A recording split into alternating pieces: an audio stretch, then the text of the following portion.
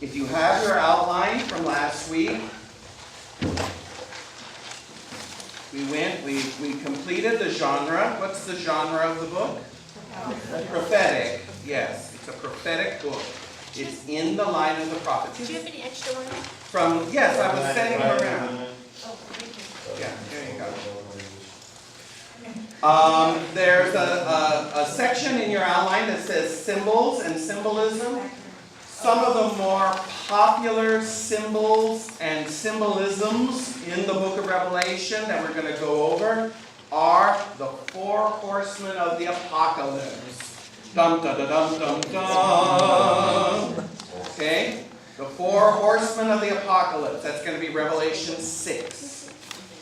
The 2 witnesses. I already alluded to them. Who are the 2 witnesses? That's Revelation 11.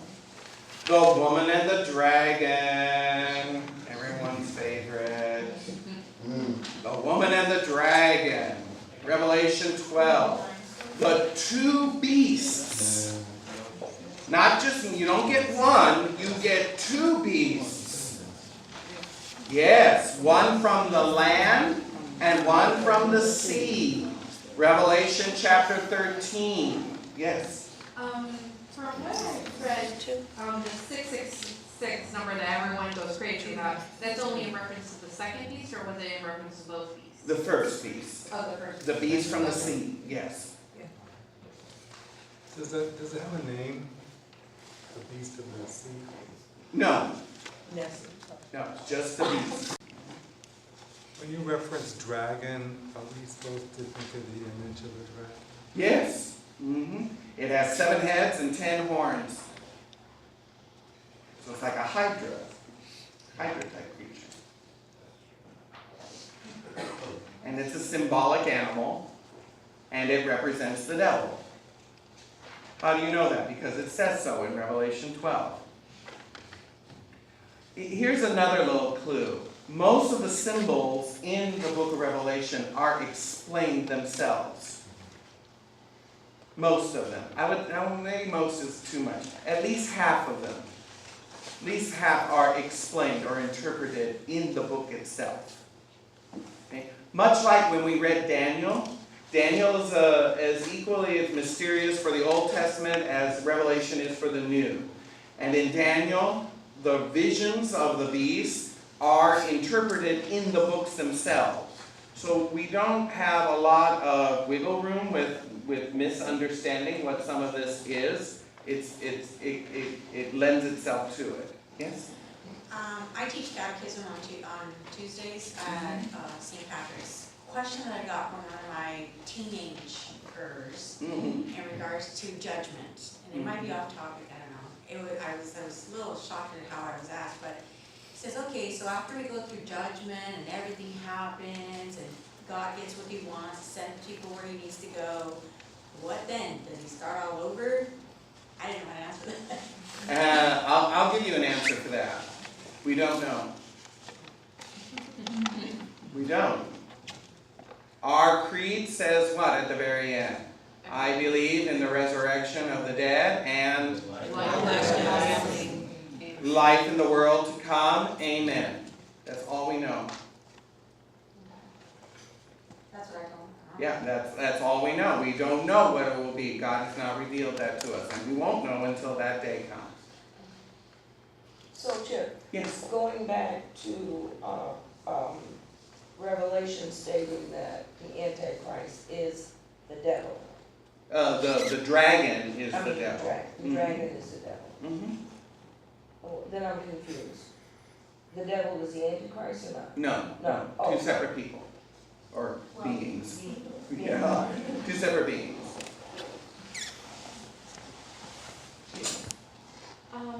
Quick question, really, semi-off topic, but, in Revelation 20, verse 17, it mentions that the devil's going to be released from his prison. What prison is he in? I thought he's roaming the earth freely right now. Ah, very good question. I'm going to have to table that for a little bit and come back to it, because the answer would involve a very long understanding of what has happened in both the Gospels and in the book of Revelation. I'll just Just leave it at that. Okay? Not gonna, don't ignore me on that, keep asking me. But I want to end this evening with going over the outline. Continue with the symbols. So we have the 4 horsemen, the 2 witnesses, the woman and the dragon, the 2 beasts, which are the Antichrist and the false prophet, the beast from the sea and the beast from the land, the whore of Babylon. Boy, who's the whore of Babylon? You know, what is the whore of Babylon? 2 full chapters on this in the book of Revelation. Must be something important. That's Revelation 17 and 18. The bride and the lamb, another symbol. The New Jerusalem, Revelation 21 and 22. So those are some of the big picture symbols and images that we're going to go over. And then the numbers. If you've read the book of Revelation, the thing that should have been hitting you in the head every other chapter are the numbers. What are some of the numbers that are important in Revelation? 7. 7 hits you from the beginning of the book until the end. 7, 7, 7, 7, 7, 7, 7, 7.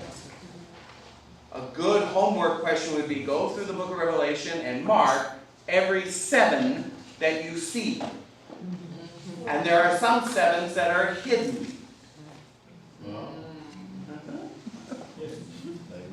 And then you have to ask yourself what? What does 7 mean? What does 7 mean? Number of perfection. And with that, Sabbath. covenant. There's something about covenant in this book. Okay. What's another number? 12,000. 12, 100, 12, 1,000, 12,000, 144,000. 12 times 1,000 times 12, yes. I have a question. Yes. I know of 6 covenants. Uh-huh. What's number 7? There are only 6, well, there are 6 covenants Yes. for universal Got it. relation. There is a 7th covenant that was made with one man, and that was Phineas in the book of Numbers, Okay, because of his zeal for the Lord. got it. So they're technically 7. I don't emphasize it because it was made to one man and not a universal covenant. Thank you. So what book is that in? Cindy. Numbers. Numbers. Book of Numbers. Thank you. What's another famous number? 10. 12. 8.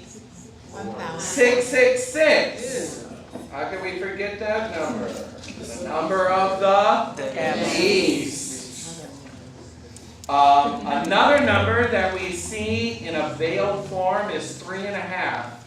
Oh, 42. 42 months or 1,260 days. 3.5 years specifically. That's another number that comes around. Another way that this is veiled is that you will see the phrase time, times, and a half time. Read that in the book of Revelation, and you got to think, what is that reference? I'll give you a hint. It was first used in Daniel. See, there's a reason why we spent as much time as we did in Daniel, because it's all going to come back to us again in the book of Revelation. In fact, you can't understand Revelation without Daniel, or without Ezekiel, or without Zechariah. Those would be the 3. If you had to pick 3 major prophets to accent, it would be those. Now, what is the outline? Well, the outline is basically broken down, the whole book of Revelation. It can be broken down into 3 subsections. This is where I'll end. Give me just 2-3 more minutes. The 3 major subheadings are what you have seen, what is, and what is to take place after this. Where do I get that? That's the theme verse, which is Revelation 1:19. The theme verse is Revelation 1:19, which says, Write the things which you have seen, what is, and what will shortly take place after this. So what you have seen is basically all of chapter 1. There's an introduction, which is verses 1 through 8, and an inaugural vision. It's a vision of the risen Lord among the churches. That's verses 9 through 20. What is, are the 7 churches to whom the book is written. This is chapters 2 and 3. So chapter 2 is to the churches of Ephesus, Smyrna, Pergamum, and Thyatira. Chapter 3 is to the churches of Sardis, Philadelphia, and Laodicea. Okay? So that's what is. That's the state of affairs of the church. By the way, if you had a Bible that read in red letters every time Christ spoke, these 2 chapters would all be in red. Everything in chapters 2 and 3 are from the mouth of Christ. It's the only place where you have a major discourse outside of the Gospels. Speaks outside of the Gospels that we have written in a lengthy discourse, Revelation 2 and 3. Another little. Now, what is to take place after this? This is Revelation chapters 4 through 22. And what is this? It's broken down roughly as this. Chapters 4 and 5 are about the liturgy or the worship of heaven, worship in heaven of creation and redemption. We get a glimpse inside what happens in heaven in chapters 4 and 5. And what's happening in heaven? The worship of creation and redemption. Worship of God of creation and redemption. Then what happens? Then there are the series of judgments. And there are 3 groups of 7. So chapter 6 is the 7 seal judgments. What do you mean sealed? You mean like, no. They're on a scroll, and he breaks the wax seals. First seal, second seal, third seal. No, wrong seal. And as I said, they follow the same pattern. You get 6 judgments off the bat. You have a parenthetical pause where something happens. And then the 7th seal, or the 7th judgment happens, which inaugurates the next set of judgments. So, the 7th seal starts the next group of judgments, which are the trumpet judgments. And so, Revelation 8 and 9 are the first 6 trumpets. Then you have a second parenthetical break in chapters 10 and 11, and the parenthetical breaks get bigger.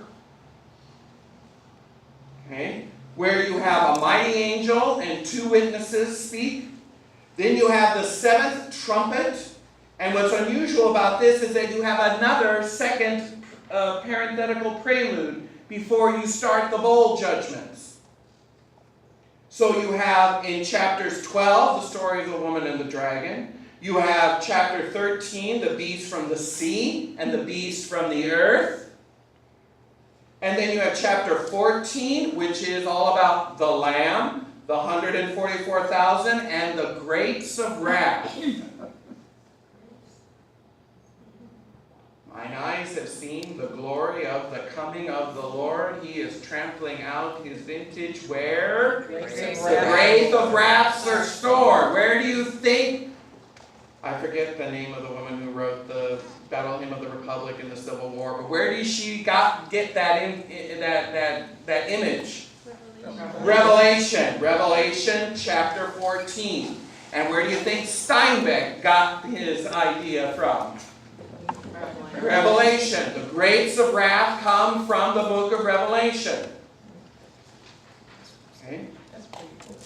Then what? Then you have a whole chapter which prepares you for the bowl judgments. Chapter 15. And then finally you get to the bowl judgments, chapter 16.